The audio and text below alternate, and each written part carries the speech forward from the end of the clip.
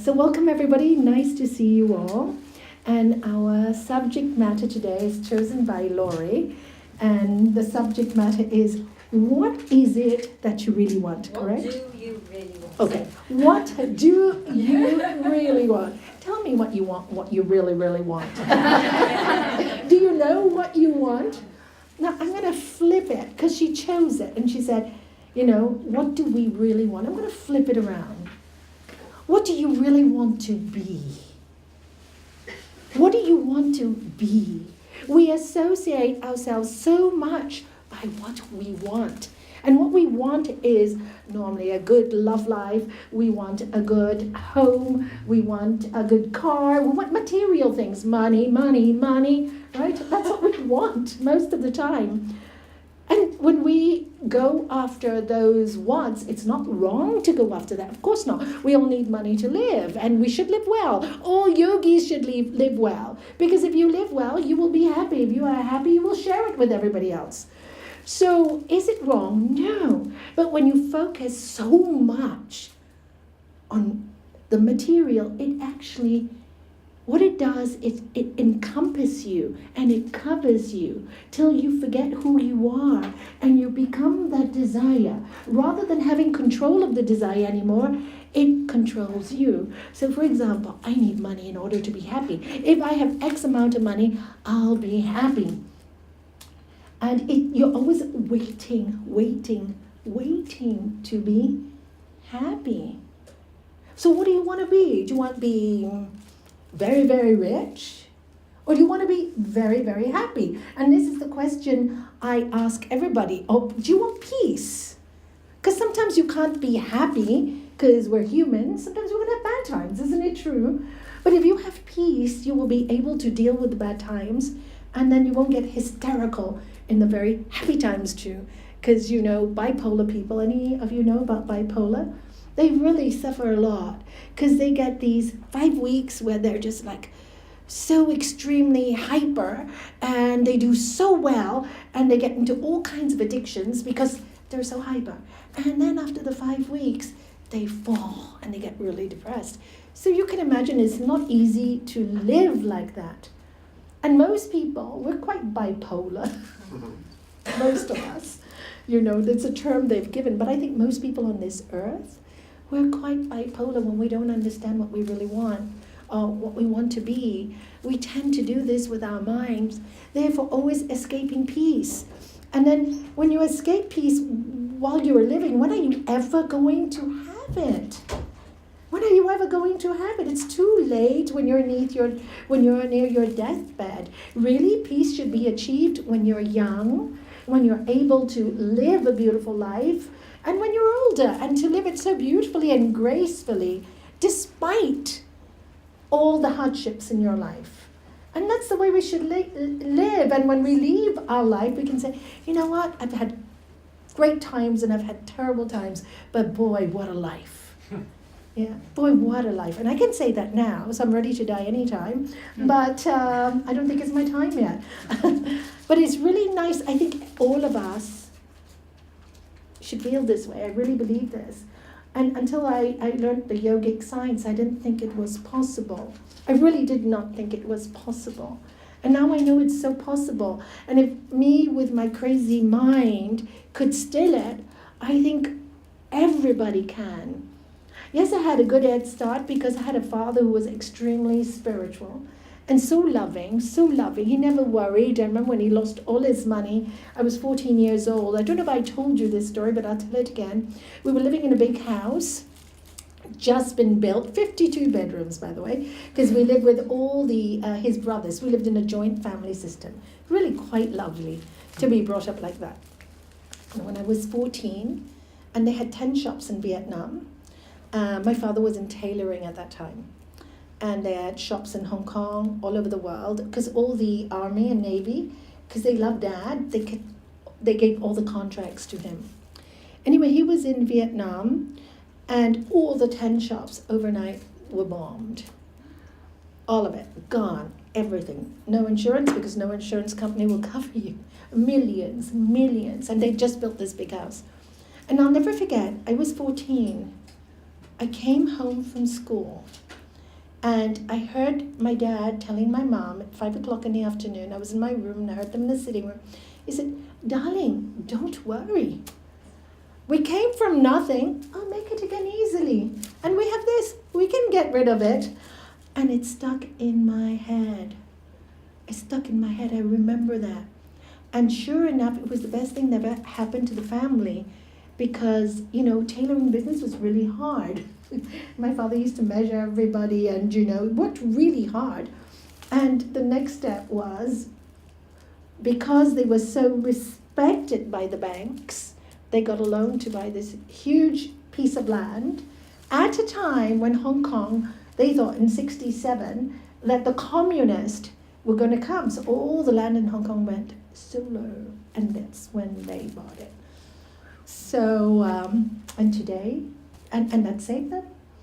And so this is just the story. When fear comes into what you want because you think if you don't have it, you're not going to be happy, then that's when all the trouble starts. Because then you get nervous, you're stressful. You're not thinking of the idea or the joy of the work, you're looking at the money. And when you just look at the money, there is no more joy because fear, stress, I have to make X amount. If I don't make X amount, I'm not going to survive. So opportunities could be coming like this in front of you and you miss it. You just miss it because you can't see anything else but the fear. And fear blocks us totally. Totally. It's kind of like, I know some really lovely women, so lovely, so fantastic, so beautiful, and they never seem to find a partner.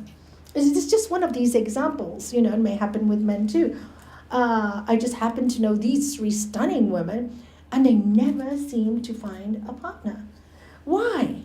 Because they don't know what they want. So they get a good man by their side, for example, and then it's never right. They want more money, so they're looking at the money. They're looking at the security. They're not thinking this is a good person. It's a nice person to grow old with. They're looking at the money. Of course, they're very attracted to the man, but the moment they see, he's not rich enough or whatever, they drop him. So they go on to another man, and he may have all the money in the world, but it's not so nice. So they don't know what they want. So one after another, they keep going through and find no peace in their life. And so I say to them, and I've said to them, and I really hope they listen, find your peace first. If you are peaceful, you will attract peace. And when you have peace, it means you have everything, right? You would not have... I give you a little story to explain. It's a Sanskrit story, old Indian story. And there was a king in a village. And he said, tomorrow I want to give everything to the villagers. I'll put everything out in the courtyard.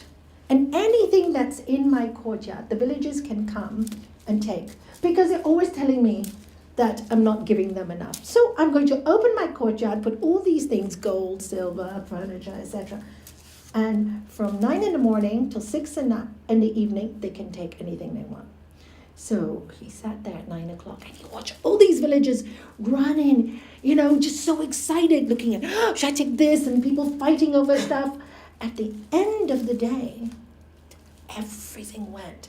And he could see they were like piranhas, as if, I was so excited, I got this, I got that. And there was one lady he'd been watching throughout the day, and she was sitting there like him, watching all these people. And he said to her, then, you're the only thing left in my courtyard. Why didn't you take anything? I said, no, because I was waiting for you. If I have you, I have everything. And and isn't it true? There's a lovely story. Well, in the Bible, the New Testament, it says, "Seek ye first God and all its righteousness, and everything else will be added to you." Now, you can choose your interpretation of God because people go, "Oh, God." Now, some people don't like the word. I know there is an energy called God, but you can call it whatever you want. You can call it higher self. So think of it as the higher self or the energy or the power beyond us.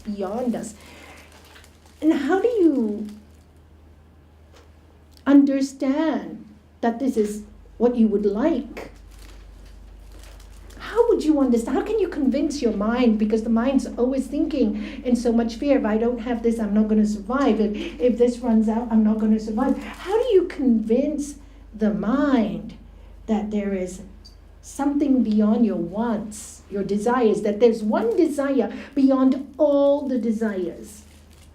The way you convince your mind for that truth, that one truth, is, when are you really, really content? It's not when you have all those things. Yes, they make you happy, but after a few hours you want something else again. When are you really content? What are those special moments in your life? Think about it. If I go back to my life, what moment comes? The birth of my children, the birth of my grandchildren. Do you know, there's certain moments, the warm times with Sangha, the loving moments is what comes to my mind that makes my life so special. And so when you work your life, you live your life, you become those loving moments, then there is great contentment. And Sri Patanjali tells us in the Yoga Sutras of Sri Patanjali, he says very clearly, for those who practice contentment, those who remember, supreme joy is gained. So ask yourself constantly, when you get into the mind game, and it goes on and on.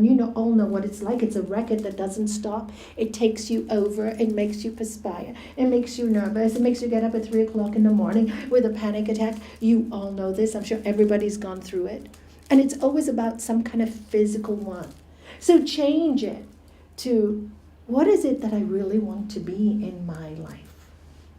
What do I really want to be? Close your eyes for a moment. Just close your eyes for a moment. And take a deep breath.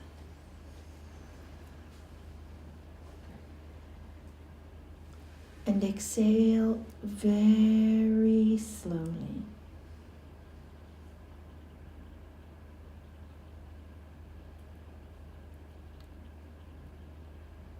Now look at yourself as you are dressed today. In your mind, see yourself clearly.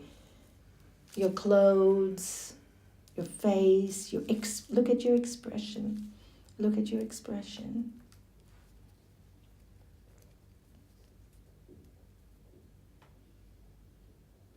Feel your heart. Be conscious of what's going on there.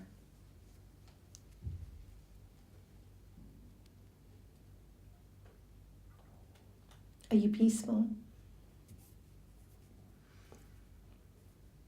Do you get up in the morning and say, I'm so glad to be alive? What's your first thought?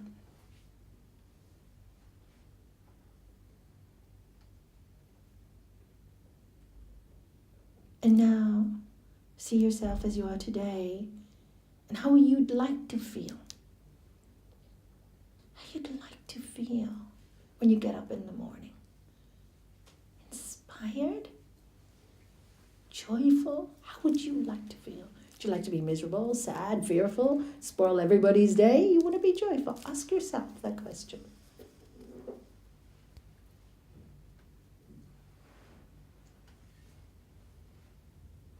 And now ask yourself, are you that person that makes a difference in the world by sharing, loving, just being you kindly? Or are you the person that disturbs everyone around you? And if you are, do you want to stay like that? Because it doesn't make you happy. So why are you like that? Why?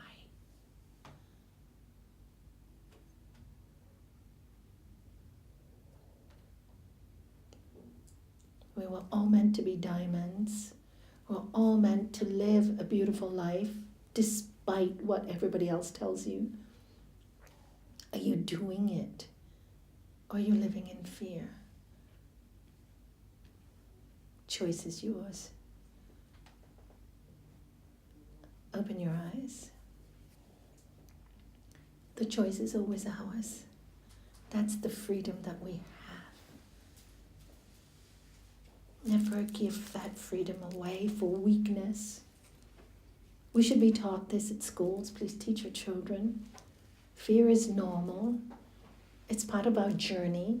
It's part of our mission to walk through it rather than try and avoid it. The more you avoid something, the less you can get it.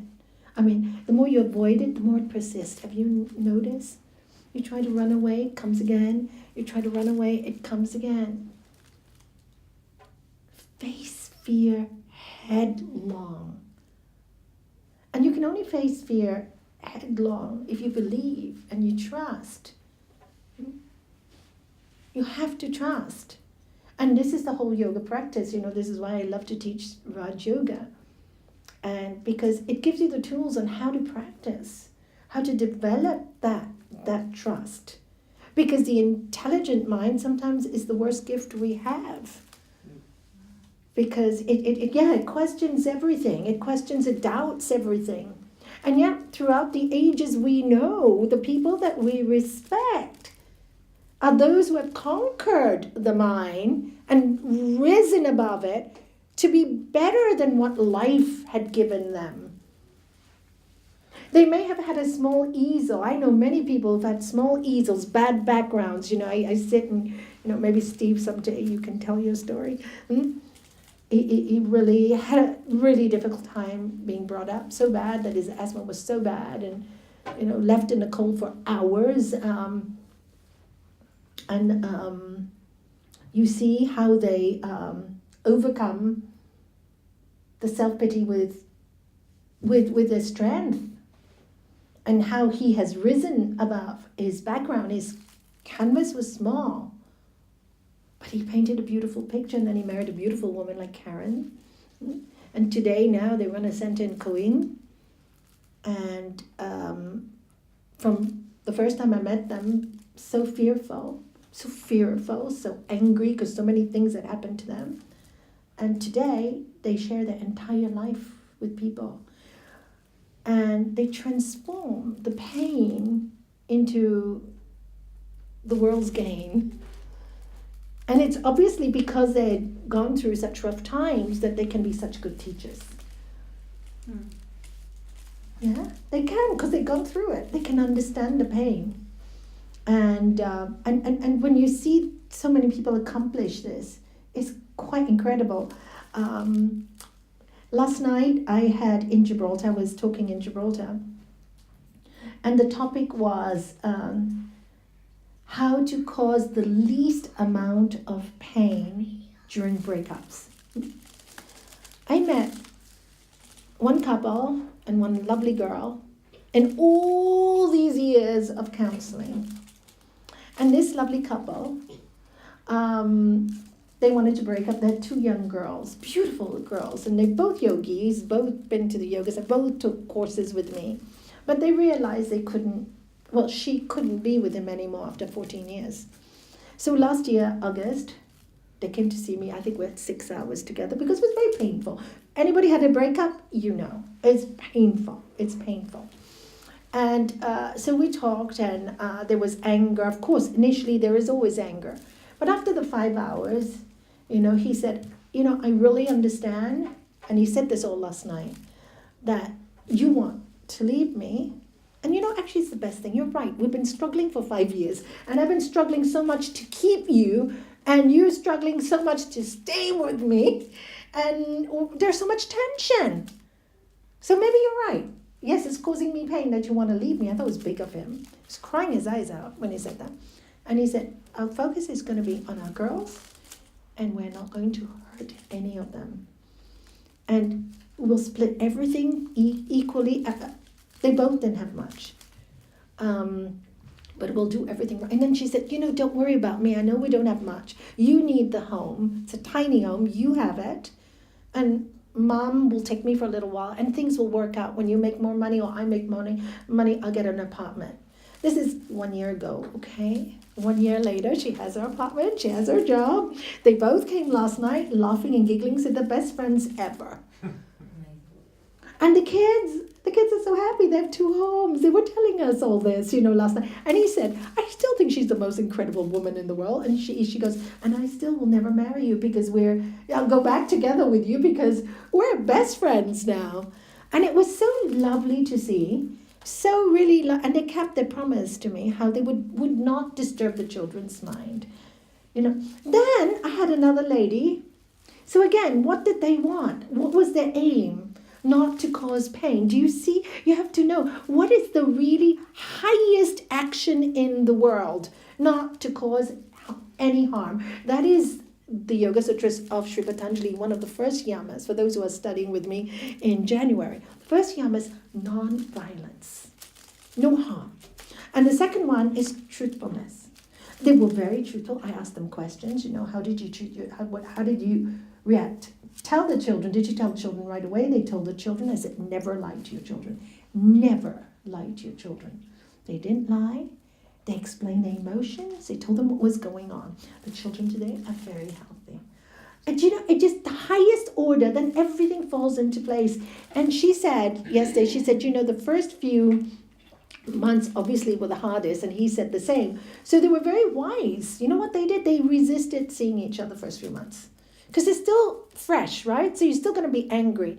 Don't you think the children saw them, but they didn't see each other?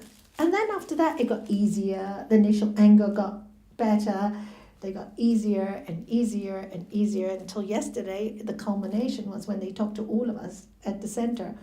And they were just joking. He was laughing. He was making really crude jokes, which was quite funny. He said, actually, she did the best thing for me because, when she had the baby and she was breastfeeding the baby, and guess what? No sex for me. So it was like, he made so light of it. And she was laughing. And I thought that was such a nice way to deal with such a painful situation. But they were wise. They knew what they wanted. And she said, I prayed every single day. I prayed every single day to let this go, to let any inner anger go. And in the beginning, I had to see all the worst in my partner so I could leave because I knew it was the right thing to do. And after 4 months, all I wrote down was all the good things about him, that's the only way I could deal with it. So it was very honest. But she dealt with it on her own in here. She cured herself without causing harm to anyone. And if we can all live and act like this in the highest order, what do you want? Do you want peace? Do you want a war for another 10 years? Divorce cases? What do you want? And then I had another lady who I met actually a month ago. She came to see me.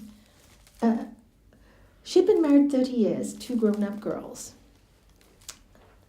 She thought she had a good marriage. They could talk. They had no problems.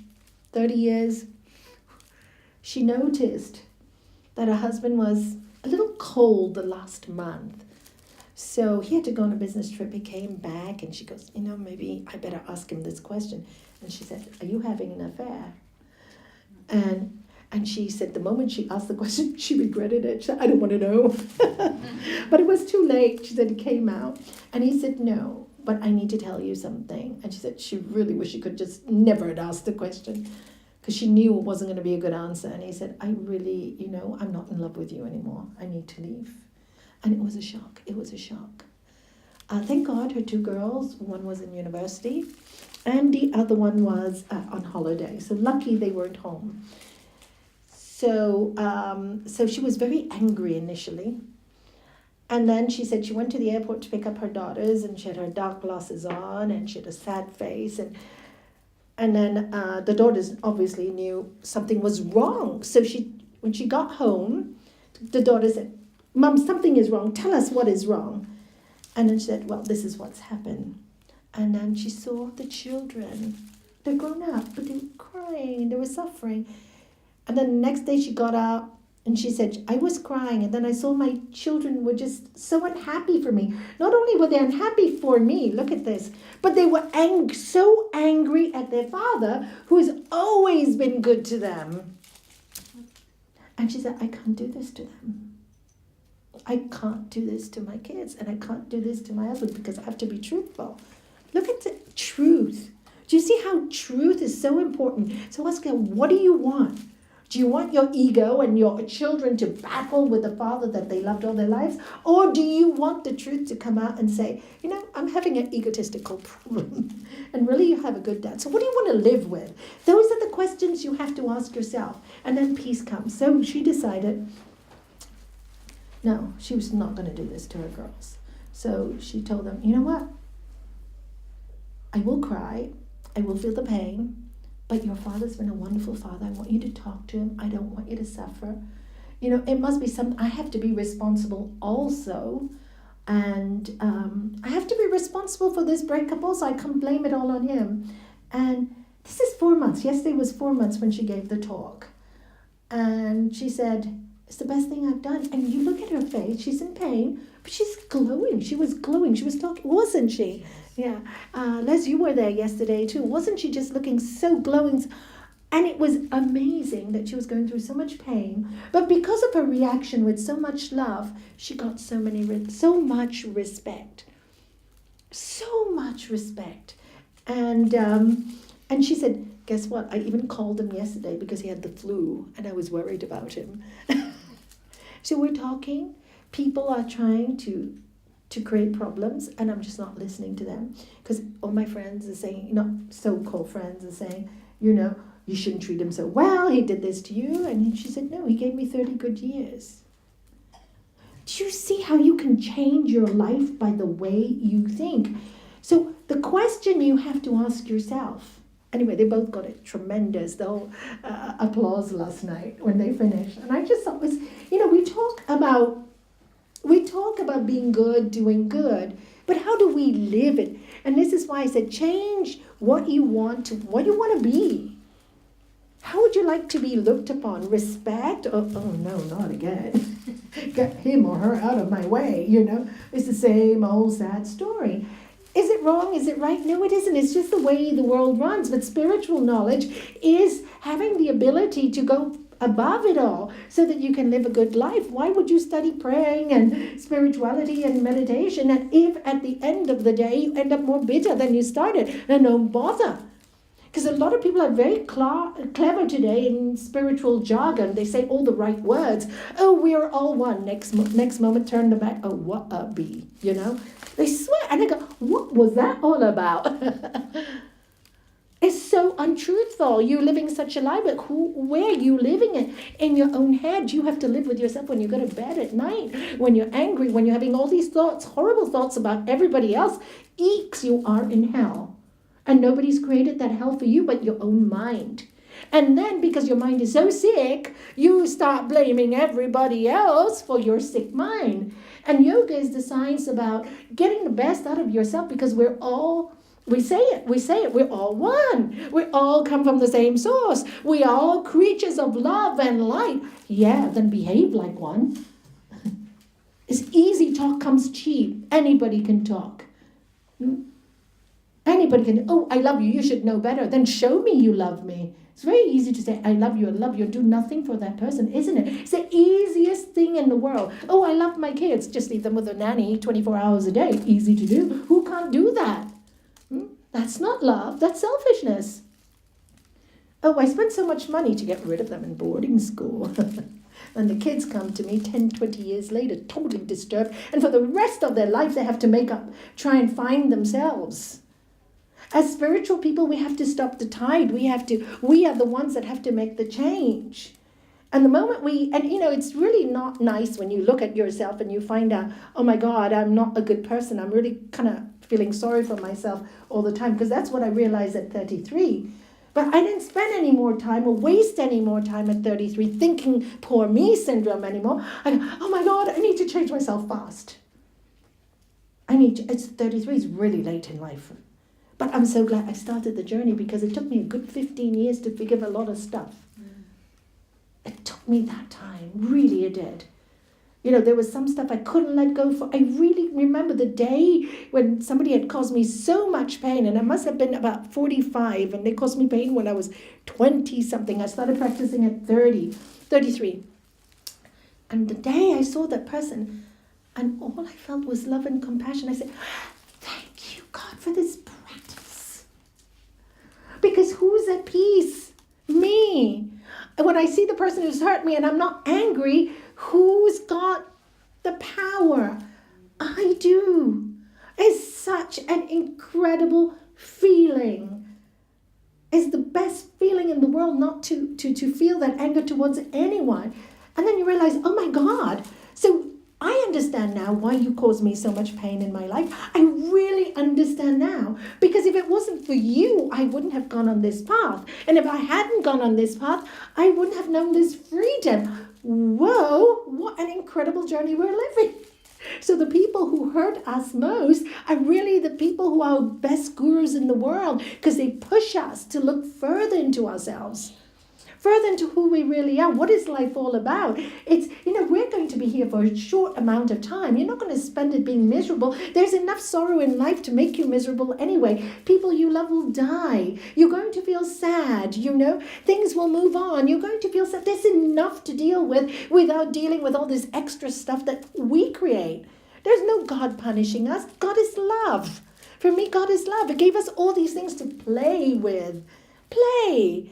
I have a beautiful, thank you. One of my students, actually, Janaki, gave it to me from England. So sweet.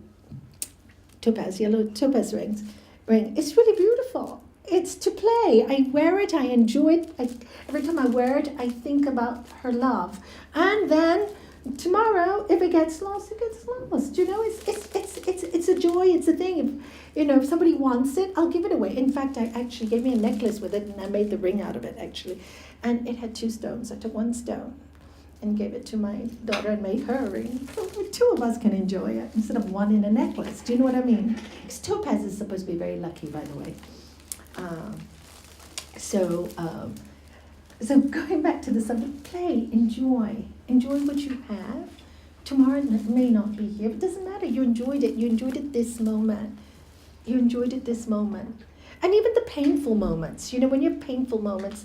For me also, there have been great times when I've written my diary. I wrote a lot of stuff when it's painful. Nowadays, I never even want to. I carry my diary around whenever I travel, but I never write anymore. I never write anymore. I just nothing to say.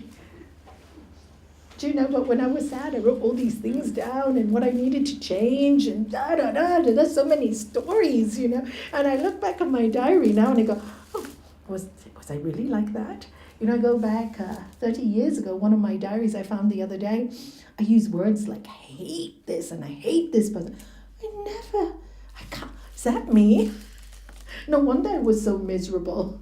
Look at the words I was using. As you speak, that's how you think, right? So this is why I tell people, you can't change your thought, watch your words. Are you always swearing? Oh my God, if you're always swearing, look at the energy of the swear word. It's strong. It's really powerful, and people take this energy. They really take it home. And and I'm seeing the results of this speech today with many of the young, especially boys, they really take it. You think boys are strong? I'm getting more teenage boys seeing me than girls these days. You know why? They're really very sensitive. And again, it's the parents swearing at the children. And the parents come to me telling me, and this is not 1 or 2 cases, I'm talking quite a few cases these days. Oh, my son swears at me. Oh, my daughter swears at me. And the first thing they go, but you do it. So I have to ask the parents, what makes it right that you can do it and your child can't do it? If you tell your child not to do it, then you don't do it. If you tell your partner not to do something, then you don't do it. But you can't tell anybody not to do anything in their lives and give them huge lectures of how they should be when you are not living it in yourself. Nobody will listen to you. They'll walk away. Sometimes I see couples and they're both lecturing each other. I go, you're both doing the same thing. You're both not living what you're lecturing. That's why you don't listen to each other. So watch yourself closely. Ask yourself again and again, what is it I really want from my life? That's a really powerful question. And that's what I ask myself. What do I, at the age of 33, and of course, many of you already know this story because I keep telling it was such a special moment in my life. And it was the worst moment. I remember I never leave work, but I walked home from work that day, crying. I used to be a dance teacher. My knees went, and the doctor said I couldn't dance anymore. At a school of, nearly over 300 students left it. And I had two beautiful kids I loved. And because Gibraltar, the frontier was closed those days, I wanted them to grow. So we sent them to boarding school in England, which I never wanted to do, but for their sake, it had to be done. And I just thought, what is it in life for me? All my family was in Hong Kong. I was living in this tiny 3.5 square mile place. And I thought, is there a God? Really, I wasn't in a bad place. I was in a really good place. I just didn't know it. So I said, there's a God, show your face. Really, the very next day I got a phone call from my spiritual master who I hadn't seen since my marriage, because he came to my marriage. 13 years later, calls me the very next day. Nalini, I'm going to Zinal for a peace conference. Can I come to see you? I didn't know at that time how great that was. I really did not know. But wow, because Gurudev is well known all over the world. And that phone call, I didn't appreciate how important that was. Anyway, he came. I'm going to cut the story short. And after 1 week in the presence of someone so totally connected with the divine source, so totally connected, so full of love, so full of laughter, he laughed a lot. So full of wisdom. His entire life a service. And if you don't know who Swami Satchidananda is, my master, he's the one that headed Woodstock. You all know Woodstock? He's the guru that headed Woodstock. Anyway, and then when he was going, and I thought, that's what I want to do with my life. Make it clear. I want to be useful. I want to be loving. I want when I die to say, I did the best I can. I don't want to be this person driving myself nuts. I'm going to lose the husband I love. I'm going to be the worst mother in the world, and I haven't even noticed it up to now. Up to now, I thought I was the best mother. Up to now, I thought I was the best human being. After seeing him, I got, gotta start from scratch. Gotta start from scratch. And so that was my journey, and the journey I've never looked back once. It's been difficult times, it's been doubts, it's been fears. Because you step away from everything you know that is solid, all the desires that you're so used to in your life, even though they make you sick.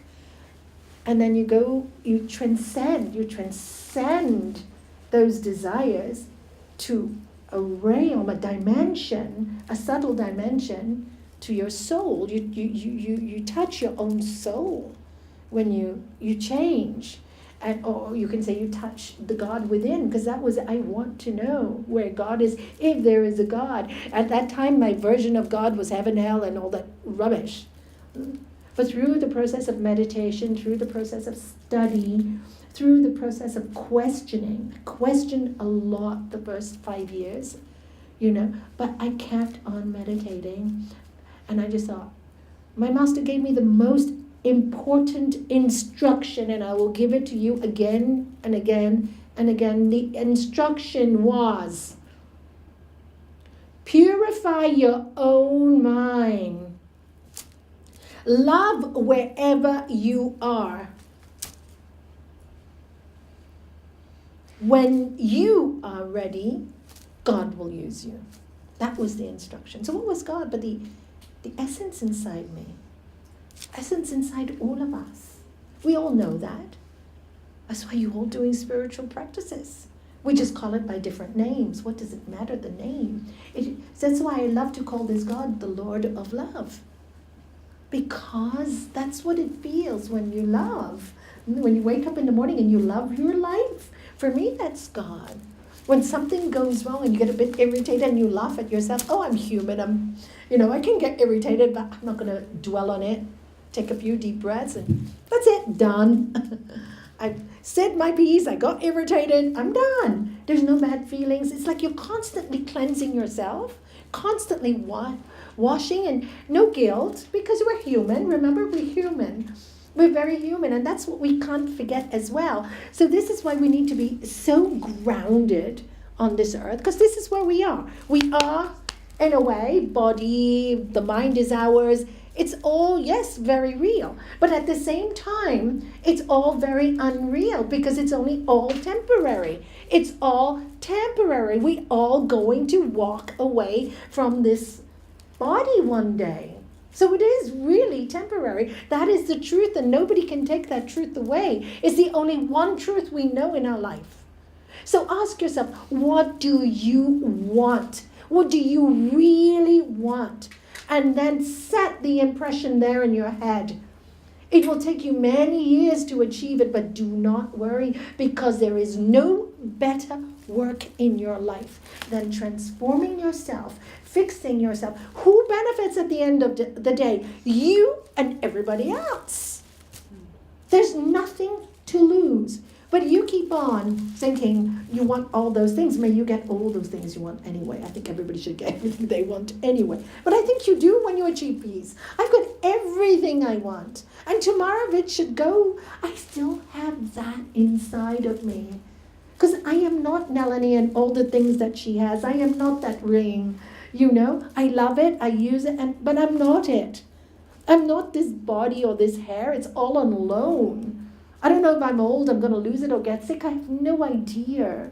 But if that time comes, I want to be strong enough not to bring pain to the world, but to be able to cope with it and be an example to the world on how to cope with difficult situations. I don't know anything. None of us have any guarantees. Do you have any guarantees? And yet we want to control everything in our lives as if we can hold on to anything. Can you hold on to anything in your life?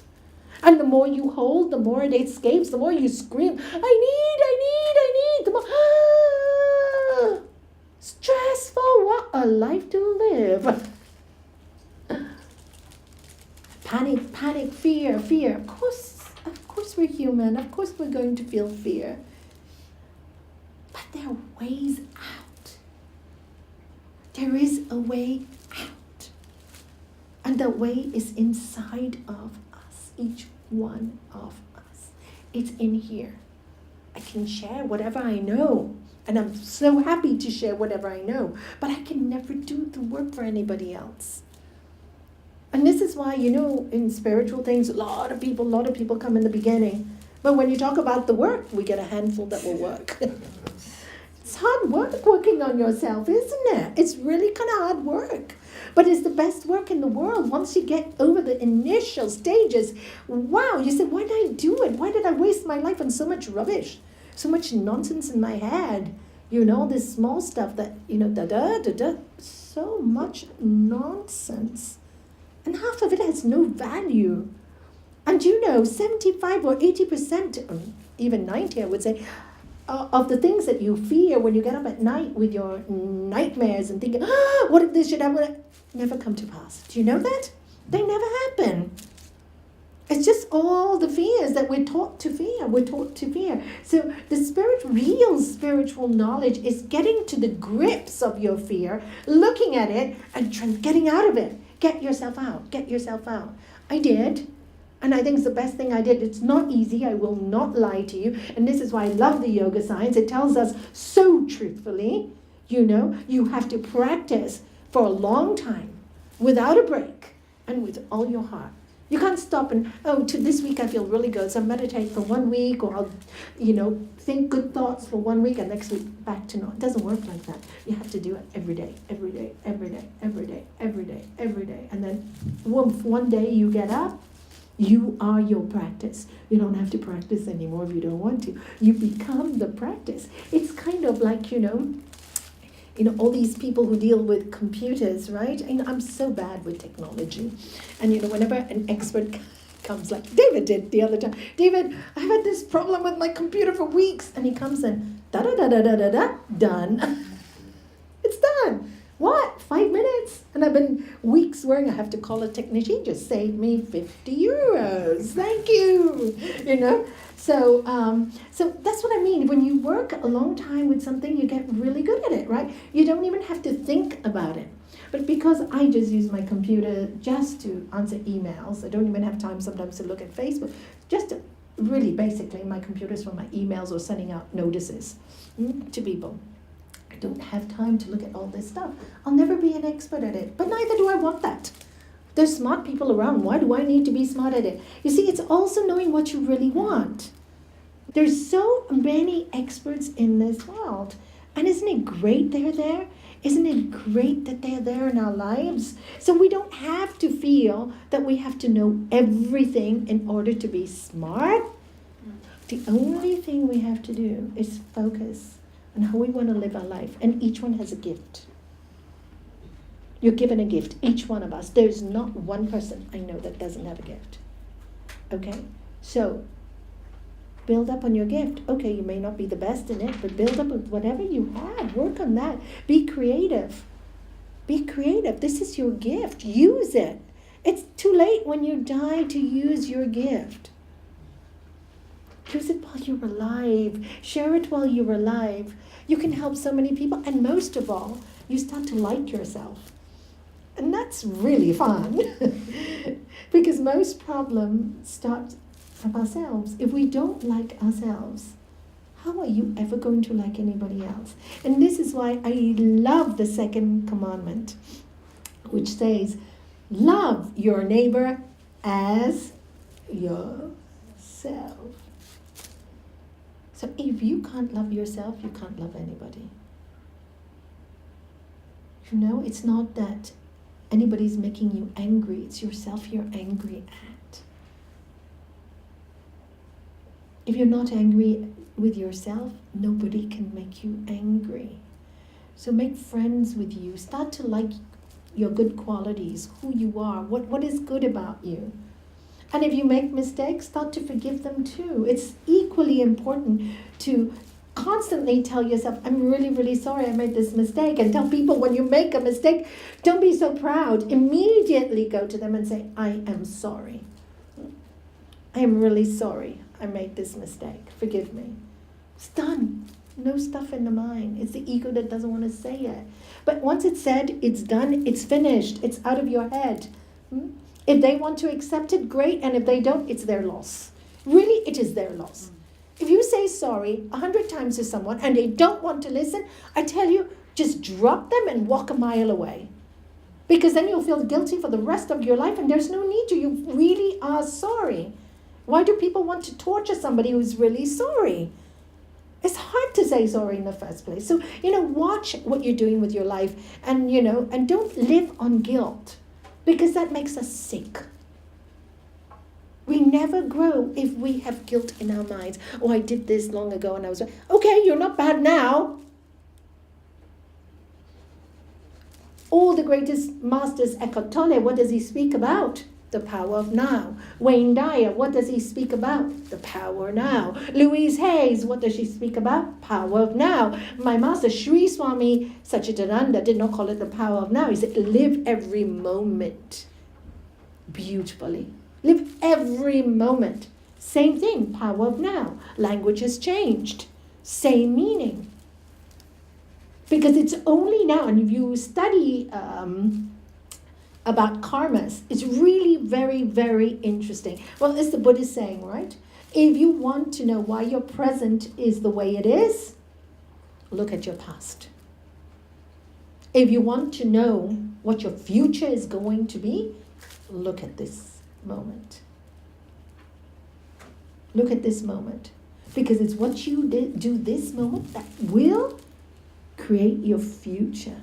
And it all starts with where? Right here in your own mind. And this is why all the masters say, as you think, so you become. And this is why just using positive affirmations is not enough. People think, oh, if I say I'm going to make $1 million, they hang all these things up in the wall. That's what I visualize. Not enough. So easy to do that. I can do that. I can put hundreds of millions on my walls. But you got to feel it. It's the emotion that goes with it. Do you understand that? And it's not about getting that. Because you may get all that, but what's more important? Who you are as a human being. Your personality, your person. There is nobody like you in this world. What are you going to waste it? And that again, ask yourself, do I really want to? And then if you ask yourself all these questions and you come to the conclusion, I can't be bothered, your loss. No water off my back, your loss, your life. You want to be bitter? Your choice. Please don't blame my God for your choice. And don't blame other gods, because there's the divine in everyone, for your choice. And that's what I loved about the spiritual science, you know. And it's about self-transformation. You know, it puts the responsibility back in our hands, and I think that empowers us. Don't you think so? It's not everybody has to make, you can make yourself happy, you can make yourself, it's so empowering. And then some people go, Melanie, I can't do it. Okay, you can't do it, but there's a power in you, that energy, we call it prana. I don't believe in a God. Okay, don't believe in a God. But have you noticed there are certain times in your life when you thought you couldn't have done something and you've done it? Many times in my life. Who helped you? If you thought that at those times you couldn't do it and you did it, what was the power within you that helped you to do it? Oh, okay. Discover this power in you. Discover it. If you love yourself enough, you will. And if you love the world enough, you will. And you love your family enough, you will. Sometimes it's hard to do it for yourself. So, but when you kind of like dedicate it to the people you love and say, okay, and you know, when I found out how bitter I was at the age of 33, and it just broke my heart, because prior to that, I blamed my husband for all my unhappiness. Oh my God. And I realized it was nothing to do with him. It was my learning. And I wasted 13 years blaming somebody and breaking somebody to make him feel so small for my benefit. I really didn't like myself too much. Really had to make big changes very quickly. Very quickly. So, and as a result, lovely children, grandchildren. He left this earth, but he left beautifully because the family was whole. One person heals, everybody heals in that family. One person is sick, everybody gets sick. This is why they say one bad apple spoils the bunch, right? If one molded apple, you put a few next to it, they all get the mold, right? So, but just the same, you got one bright diamond, it gives light to all. One light and the whole room is lit up. Be that light in your home. Ask yourself, what do you want to be? Do you want to be dark? Do you want to be light? The choice is always ours. The spiritual teaching is how to do it. That is it. How to transcend this crazy instrument cold mind that tells us all the time that we can't do certain things or there are no other ways and this is the only way, and poor me syndrome. That is the hardest job we have to do. And it's nobody's fault that the mind is like that. It is the journey we have chosen. And we have also chosen to, the fact that everybody's sitting here in this room listening to me talking about these things, you have also chosen, you know the better way. We wouldn't be here. It's nothing to do with us. There's an energy that when it's time for us to transform, change, do things, we have to be placed at certain places. It's not me that decided I'm coming to Marbella on this day. It's Laura, you asked, can you come on a Thursday at this time? Da, da, da, da. Do you see, you start to see you are placed and put into, and that's the magic that you go, oh my God, I'm meant to be here on this day, at this time, at this place. You think you're the only ones like that? I also get surprised every single day at the magic of life. It's so exciting, the magic of life, and it never stops once you're on this path. The pain doesn't, it comes, and Sri Patanjali also tells us in the yoga science, it's really interesting because Astrid was asking me about it just in her email this morning, is, what was I going to say, the interests? Pain, thank you. Pain that is yet to come is avoidable. Isn't that such a beautiful thing? When you practice the science and you work on your own mind, which is the science, the whole science is working on your own mind, pain that is yet to come is avoidable. Whoa, I thought this is real alchemy. This is magic. And it's true. I can only tell you because I've been practicing the science, and the science is available to everyone. You can buy it at all the stores, but it's understanding the depth of it that is difficult for people, because it's really, because of course this is written so many thousand years ago. To get the right translation is difficult, and then to understand it is difficult. And the only way to understand it is to work at it yourself. For example, and I think I don't know what time we are. Ooh, yeah, okay. So for example, you love truth in your life. And you find people are constantly not being totally truthful to you. Ask yourself first and foremost, am I truthful to everybody in my life? Am I truthful to everybody in my life? Why does this keep happening to me? It's one of the examples. I say truthfulness is because this was a big one for me. Because I always looked at people, I never liked untruths. And I never thought that I spoken truths or thought them. But when I started to examine the content in my very own mind, I saw so many untruths. And so I had to get my truths right first. And after that, life is full of truth for me.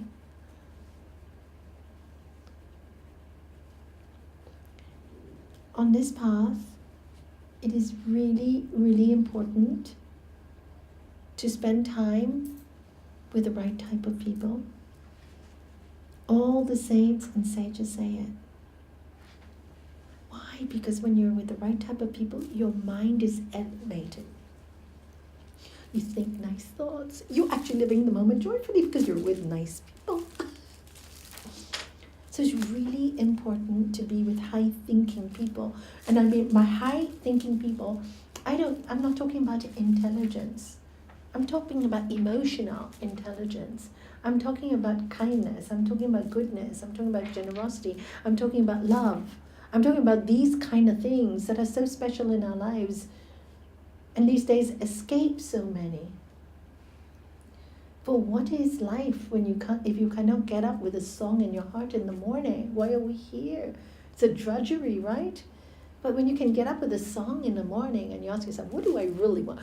tell me what I want, what I really, really want. You can laugh, and then you can laugh at your mistakes, and you can, oh my God, I've been chasing this all my life. I should have been doing this.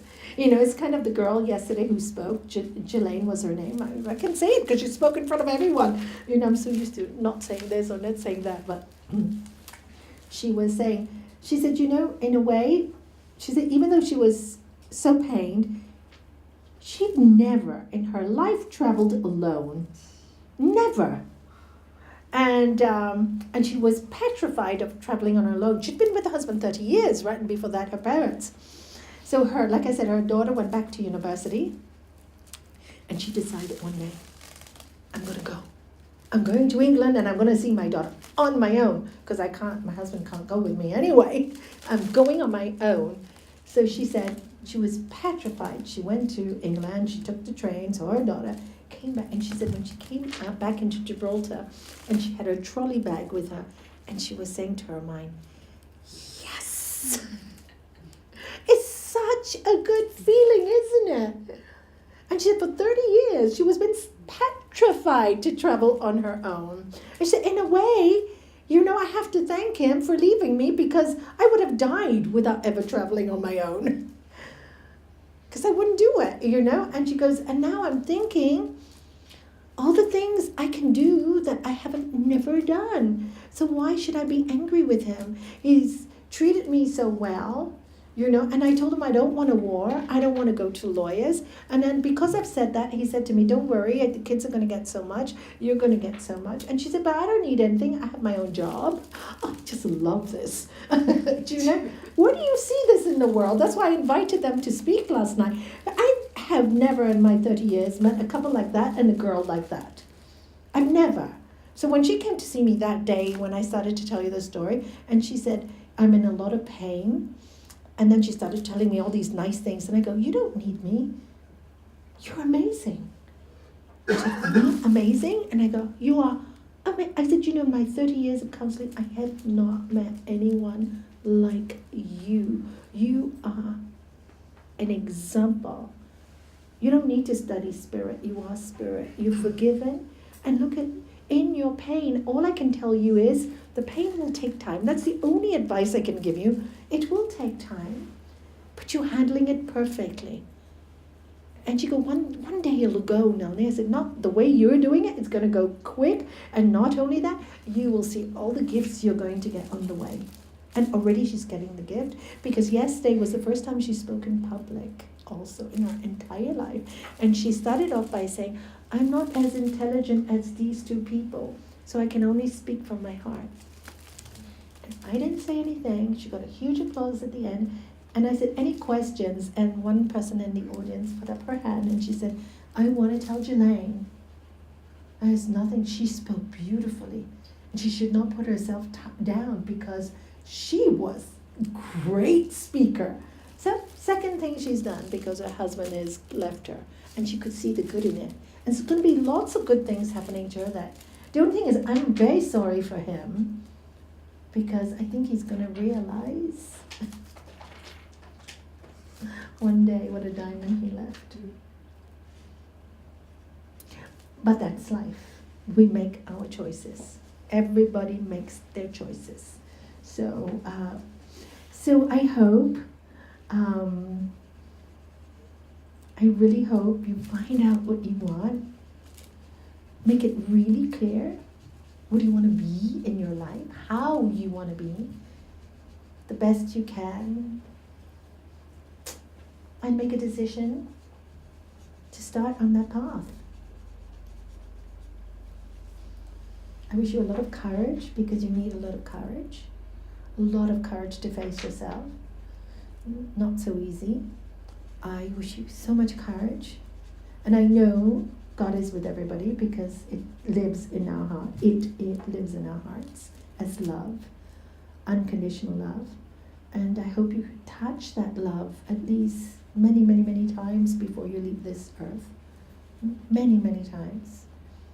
Because for me, that is what life is about. Feeling that amazing connection. Mm-hmm. And you know it when you feel it. You just know it. And it's just like, oh, I'm home. The yogis call it bliss. It's worth it. It's worth everything. So better than any drug in the world. And the thing is, and the good thing is, once you taste it, you become an addict. And guess what? No side effects. No side effects.